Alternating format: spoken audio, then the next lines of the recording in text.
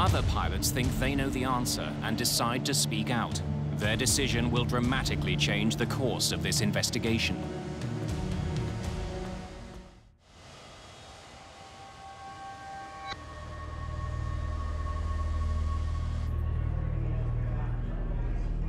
Three weeks after the crash near Roselawn, Indiana, American Eagle pilot Steve Frederick distributes a warning. It says the ATR-72 fleet operated by American Eagle is dangerous in icing conditions. It claims American Eagle pilots have pleaded with the airline and regulators to do something about it, but to no effect. I drafted and distributed a brochure in Chicago O'Hare Airport, which essentially warned people about the problems with the ATR aircraft and made an outreach to the public in order to try and get something done because nothing was happening. Steve Frederick has more than a professional interest in the crash of Flight 4184. Co-pilot Jeff Gagliano was his close friend. They graduated from flight school together. Gagliano's death has hit him hard. He made the comment one time that he would probably wind up dying because of ice in an ATR. And it was eerily prophetic. A month after the crash, pilot frustration over the ATR's airworthiness boils over. A group of a dozen pilots refuse to fly, citing risky weather. The airline is forced to cancel flights. And then Steve Frederick goes one step further. He voices his concerns on a US network morning show. We were told this airplane will try and kill you. If you get too slow in ice, the airplane will have a nasty tendency to go out of control. When I came back to flying after my appearance on Good Morning America, I was summarily suspended without pay.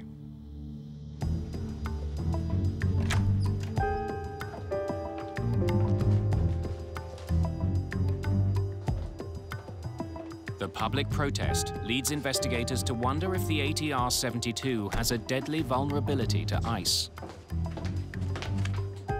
Merci. Investigator Charlie Pereira visits the ATR's French manufacturer, Aerospatiale, to learn more about the plane's history.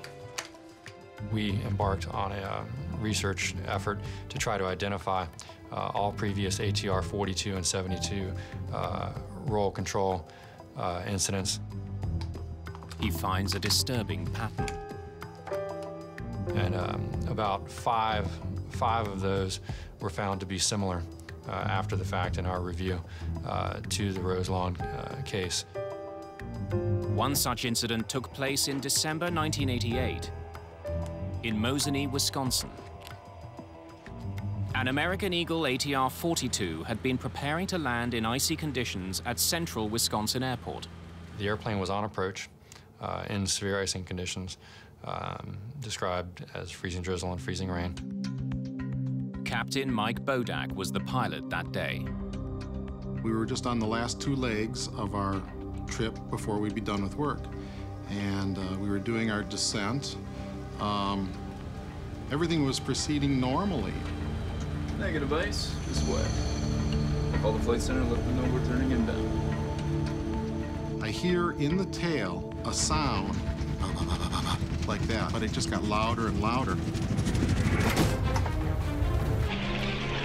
We have no idea what is occurring. I thought initially a propeller blade may have come off. It was as if the steering wheel wasn't connected to anything. The plane stalls. Its wings can't generate enough lift to keep it in the air. As I see I'm not getting any of the airplane back, I come up on the power loopers all the way. The engines are now really trying to fly. And at this point, I'm getting some of the airplane back, so I make a forward motion to try and break the stall. And it's still going terrain, terrain, and I don't have the airplane back yet. And my first officer says, and I say max RPM.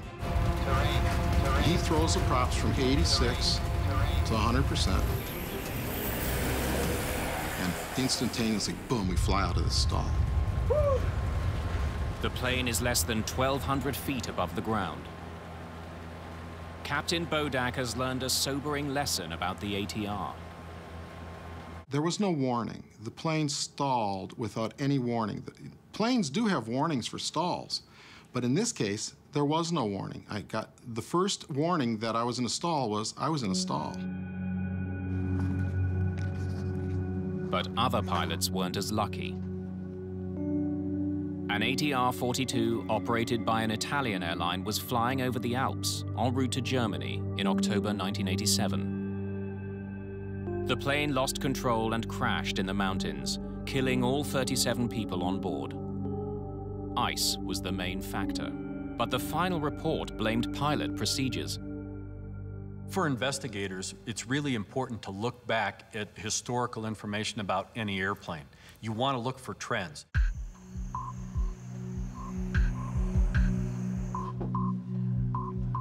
What they would find is a troubling detail with this plane's history. Did any of your studies uncover a wing design flaw?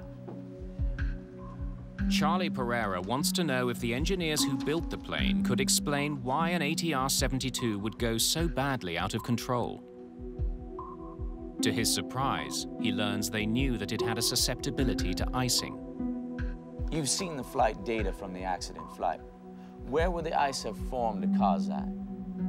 When I asked one of their oldest, most senior aerodynamicists who couldn't speak any English at all, what he thought would be the shape and location of an ice accretion that could cause the behavior that we saw on the flight recorder for the Roselawn airplane. He drew up the airfoil section, a little shape just behind the de-ice boots, and said this was it. And the translation was that this is what will cause this problem. After the de-icing boot.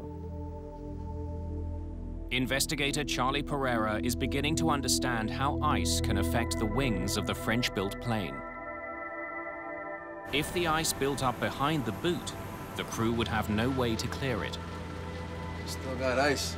And even a small amount of ice can have a devastating effect on an airplane. Ice can disrupt the smooth movement of air over the wing. But how could so much ice build up behind the boot? Investigators contact Dr. Marcia Politovich for assistance. The NTSB called us to help them analyze weather conditions in this case. Her research shows that the pilots of Flight 4184 likely flew into something they'd never even heard of. Something even more dangerous than ordinary ice. Based on the weather analysis, it looked to us like the kind of icing that the plane encountered was from supercooled large drops. Now, large is relative. What we're talking about large here is about the size of a human hair. Supercooled large droplets are about 100 times smaller than a raindrop. They form inside storm clouds when the temperature is near freezing. But the drops don't freeze until they come into contact with something solid, like the wing of an airplane.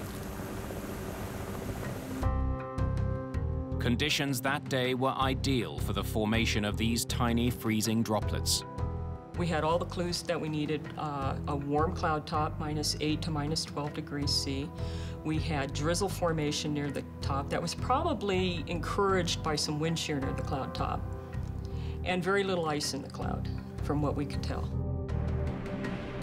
On every lap of its holding pattern, Flight 4184 flew through layers of cloud that hid a small but lethal element. They just put that poor guy in the wrong place at the wrong time.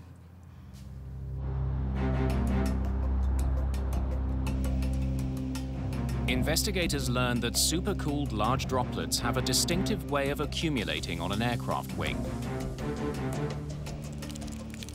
Ordinary ice accumulates on the leading edge of the wing, where de-icing boots can get rid of it easily. But SLD act differently. These supercooled drops hit the wing and slide back over it before freezing. This forms a ridge behind the boots, out of reach of the de-icing system.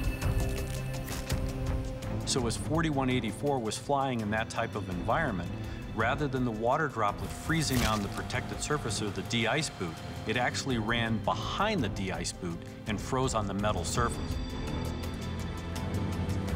The pilots can't get a good view of their wings from the cockpit. They would have been utterly unaware of the danger taking shape. For the pilots, when they looked out their side window, they would see the outer portion of the wing. They definitely could not see the top of the wing where this ice ridge was starting to form.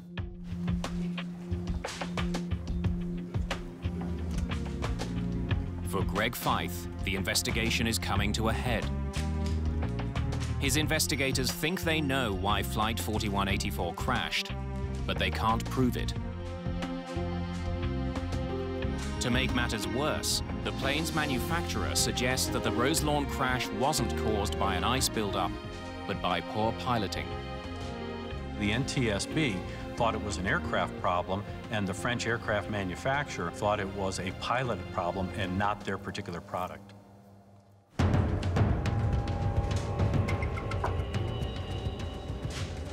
Feith wants to know if there had been problems with ice on ATR-built planes in the past.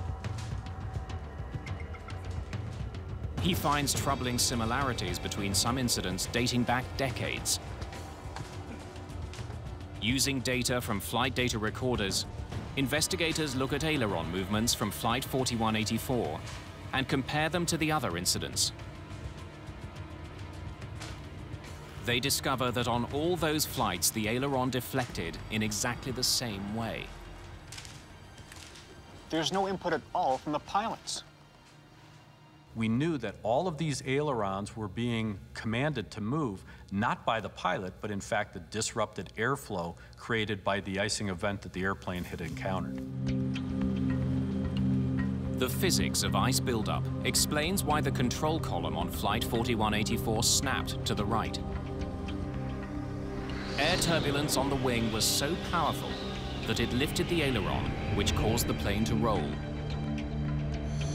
Since the aileron is attached to the control column by a cable, it jerked the control yoke to the right. The force of the turbulence pulling on the aileron was so great that even two pilots trying to countersteer weren't able to bring the aileron back down. The forces were determined to be about 250 pounds, so for the pilot, it would have been trying to roll against 250 pounds of aerodynamic force.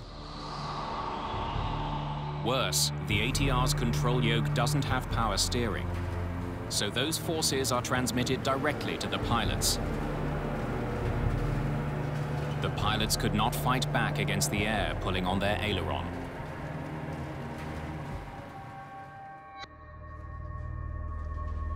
For Chief Investigator Greg Feith, supercooled water droplets that left a ridge of ice on the wings are now the prime suspect.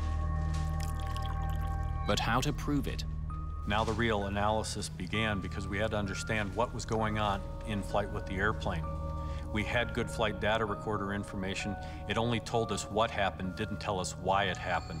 We had to try and model this icing event some way. At the time of the crash, NASA was just beginning to study the effect of supercooled large droplets on airplanes. Back in 1994, pilots didn't know what SLD or supercooled large droplets were. There was very little information in the pilot community, and there was actually very little information in the aviation industry about SLD.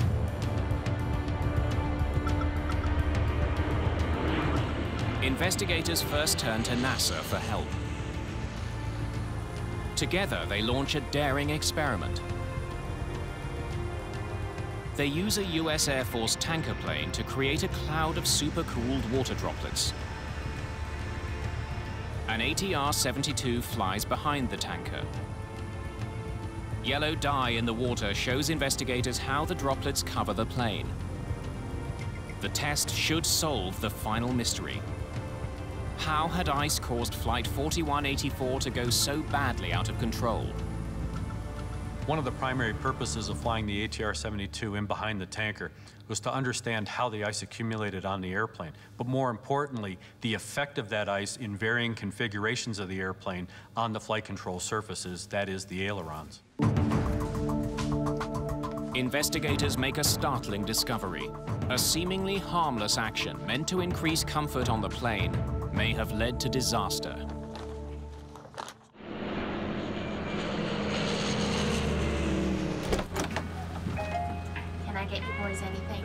I'm good. While American Eagle Flight 4184 was holding, Captain Orlando Aguiar notices that the nose is tipped quite high. This thing gets a real high deck angle in these turns. Yeah. Captain Aguiar knows that the plane's high nose angle was producing an uncomfortable tilt in the passenger cabin. You want flaps 15? I'll bring the nose down. Sure.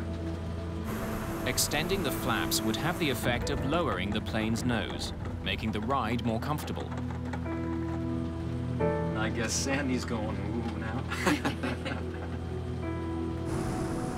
When investigators duplicated this maneuver, they found that it had a dramatic effect on where the ice ridge formed on the plane's wing. The flaps made the icing problem even worse. By exposing more of the upper surface of the wing to the oncoming water droplets. And that's one of the reasons why we got the ridge of ice where we got it, was because of the flaps 15 configuration. That's much nicer now, flaps 15. Yeah. The crew of Flight 4184 is unaware that a ridge of ice more than a centimeter high has built up on the surface of their wings.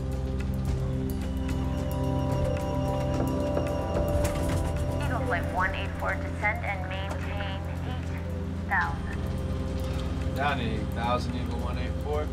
The ice buildup has no effect on the flight until First Officer Gagliano begins his descent to 8,000 feet. I knew we'd do that. The descent increases the plane's airspeed. This triggers a warning from the flight computer telling the crew they're flying too fast with the flaps extended. I was trying to keep it at 180. Gagliano now retracts the flaps. But the routine gesture has a dramatic effect on the plane's aerodynamics. When they retracted the flaps, as they started their descent down to 8,000 feet, the airplane pitched back up into a very nose-high attitude. Airflow over the ice-laden wing was disrupted when the nose lifted back up.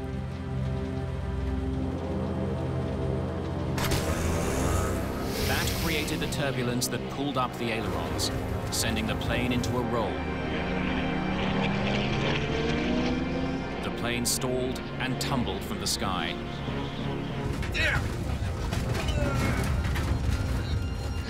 Had this crew had about 2,000 to 3,000 more feet of altitude, there's a high probability that they would have been able to salvage or recover the airplane before it struck the ground.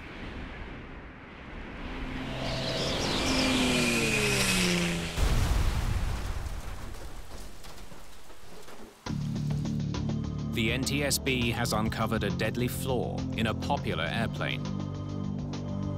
There's a growing concern that unless something is done, this kind of accident would soon happen again. Investigators conclude that problems with the ATR's wing design make it vulnerable to this menace. The agency that regulates U.S. aviation takes drastic action. We are going to issue an airworthiness directive this afternoon that will preclude the operation of these aircraft into known icing conditions. The FAA takes swift action, banning all models of the aircraft from flying in icy conditions. This throws regional airlines like American Eagle into chaos. Public concern over the safety of ATR airplanes grows in the aftermath of the Roselawn crash. The most controversial charge, that the FAA had relied on the French authorities to test and certify the aircraft, then rubber-stamped the results. Therefore, the ATR-72 was never really tested by the FAA in any way, shape, and form as though it was manufactured here. The plane's French builder proposes to fix the problem by making the de-icing boots wider so they cover a larger part of the wing. The company also rewrites operating procedures, forbidding pilots from using the flaps or flying on autopilot in icing conditions.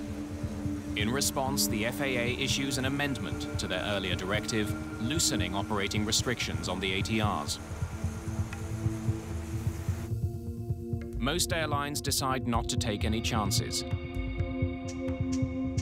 They move their ATRs to the south, where a warmer climate would reduce the risk of ice.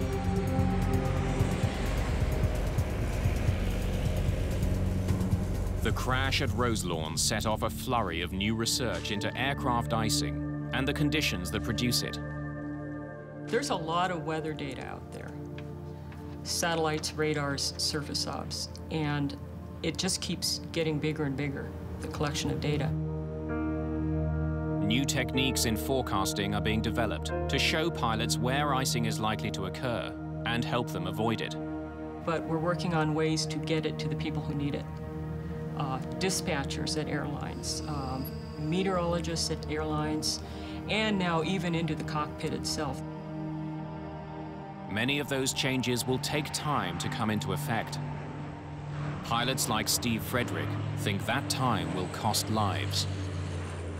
The problem that exists is that there is no technology available today to the pilots or anyone on the ground to accurately forecast or predict where these situations of bad ice are going to occur.